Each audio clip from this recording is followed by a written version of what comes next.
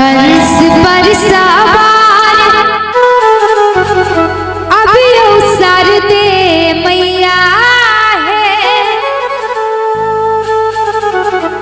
हंस पर सवार अब अवसर दे मैया है। हे माँ है सरदे मैया है। हे माँ जगदम्बा मैया है। हे मैया है चिन्नी माटी के दीप संगना दुआर सजेलो। हंस पर सवार अबियो है। हे मैया है चिन्नी माटी के दीप संगना दुआर सजेलो। हंस पर सवार अबियो है। हंस पर सवार अबियो सरदे मैया है। हंस पर सवार अबियो सरदे मैया है। हे महाजगदम्बा मैया है। हे महाजग जननी मैया है।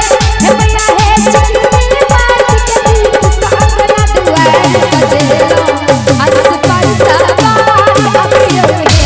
हे मैया है चिन्नी माटी के दीप संगना दुआर सजेलो। हंस पर सवार अबियो है।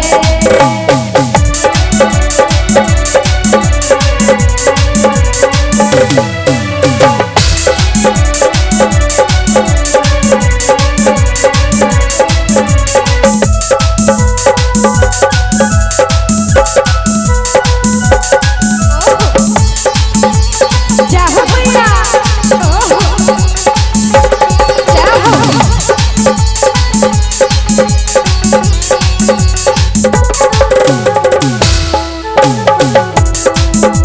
श्वेत चुनरी श्वेत मैया डाला साजब है। श्वेत चुनरी मैया श्वेत डाला साजब है। अहिल्या माला गाथल है। अहिल्या माला गाथल है।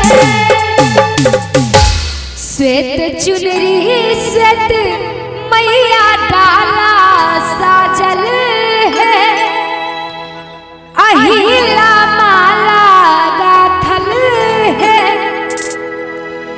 हे मैया है साग अरोनिया में भोग लगेला।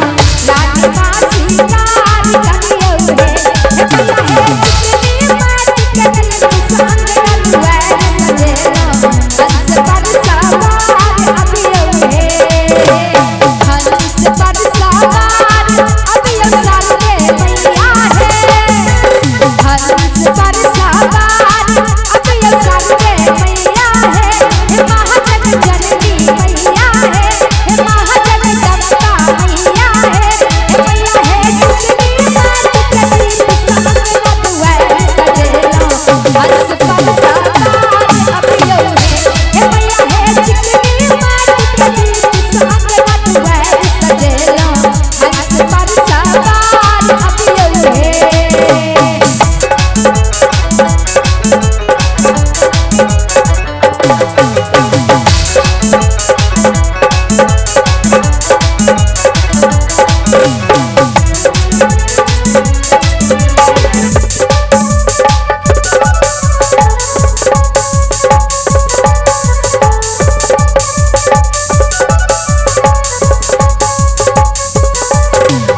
जाहो भैया